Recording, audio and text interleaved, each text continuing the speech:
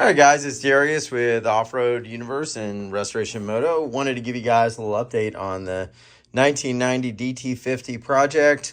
We've been making some progress here. As you can see, we've got a box full of parts, all the stuff that we've taken off.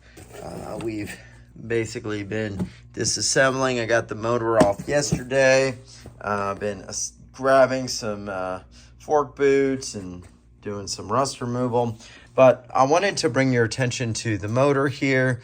One of the things I noticed was that she was smoking really bad, didn't have a lot of power. So first thing I thought was the actual crank seal. And yeah, this seal was going bad. So I ended up pulling the clutch basket. And one of the things that I'll always say to do when you're disassembling is have everything in order. Try to assemble back as much as you can, and take a lot of pictures as you're doing it. And then of course put it in order. And if you have, let's say the washers and the nut and inner nuts and everything else, of course, whenever you take anything off, always make sure there's not a nut or a washer behind it, probably a washer. And then, I would love to use a zip tie, but I'm out of zip ties. Just wrap something to keep everything in order. But basically what happened here was crank seal was bad here. And I took off this primary drive gear, popped the seal. I've got another one on the way. I want to give y'all a little trick. There's this retaining journal here that basically goes like this. And this retainer uses, kind of your standard fat Phillips head screws. And these guys must have had red Loctite on them because they were absolutely on like nobody's business. And if you notice, the actual Phillips head is not buggered up at all. I do have an impact driver, but what I did was I just got a pair of vice grips, and I could literally just grab the outside of this without messing it up at all, and with the leverage just opened them up and didn't even have to worry about messing up the head. So just a potential way to go about doing this if you are not sure about messing up the head, because once you mess those up, I mean, yeah, you could go in and hack at them and, but you don't want to get filings and shavings everywhere. So those will go back on once we change the seal back here. That should move us forward. Let me take y'all over to what's going on with the bike as well, and anything else here that I can think of. Another thing here I wanted to show y'all.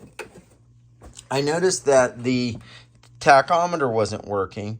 And the tachometer wasn't working because in here, there's a little kind of a spiral drive, I guess, on this plastic gear. And that actually turns, I don't know if you can see this here, but there's a little metal drive. And that actually should turn this little metal drive that's right there. And this, I guess it's a worm gear, is all worn down. And that should turn that little metal drive, and then that should turn this little socket right here, which then drives your tack. So the reason we didn't have tachometer working is we need a new gear, and that gear's not available. I managed to find one in Europe, so that's coming, and we'll get all that together. I don't know if I showed y'all. Maybe I did. Cylinder's been completely repainted. Let me show you all this. I've got a Pro X piston. I'm going to take this off to the company I used last time to get that done. But yeah, this has all been taken care of. Check the head. Everything is really good. We've got a nice flat surface, and we're just going to go overbore on this, and we should be good. So yeah, that's been repainted. I'll probably dump some clear with hardener over that, and that should move forward. Let me show you guys the bike, just kind of what's been going on. Managed to get a lot of stuff off of her, so she's pretty much at this point just a front end and a frame. And so yeah, there's not much to see because obviously I don't have the garage open, it's nighttime, but we basically went in, and this was literally the dirtiest bike I've ever seen. I mean, just a ton of just grime upon grime upon grime, layer after layer, probably from 1990 to now, something like 34 years. And I'm still going to end up going with the wire wheel and just cleaning and, you know, doing everything I can to get everything as clean as possible before I start painting. And yeah, she's right there by the big girl, the 2001 CR500R. Wow. Anyway, so yeah, we've made some good progress. She's pretty much stripped down. There's the swing arm there. I'm gonna go in and give this the treatment. I'm gonna get it down to bare metal, and then I'm going to repaint it, and in short order she's gonna look like this one. Totally nice. Came together really well. So one thing I've done on this bike here, this is a 49 tooth rear sprocket, and I'm running 49 and I'm running a 12. So 49-12. So much lower gearing. I find that works really well on hills. This particular bike was running a 1345, which is much taller gearing. I don't know how well that works because I didn't really get to run it. But it's interesting with these bikes, kind of as people play with gearing, you know, what works. They're only 50 cc's, so you're not going to have a lot of torque.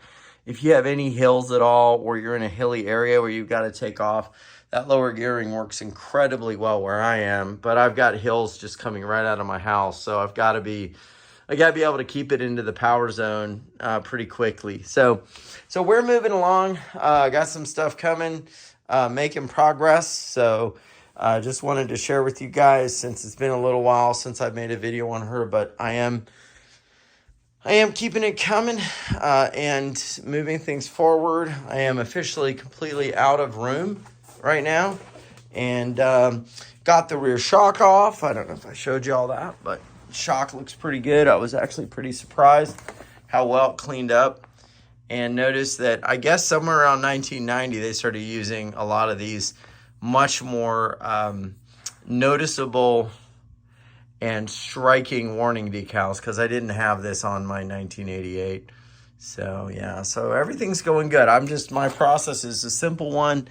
I just go through, I clean everything I can, try to get everything as nice as I possibly can before I put it back. And I'm going to run the stock pipe. I've got 2 pipes. I'm going to run the nicer looking pipe that's not as rusted, get everything as good as I possibly can, and then get her back together and move forward from there. And we'll keep you posted.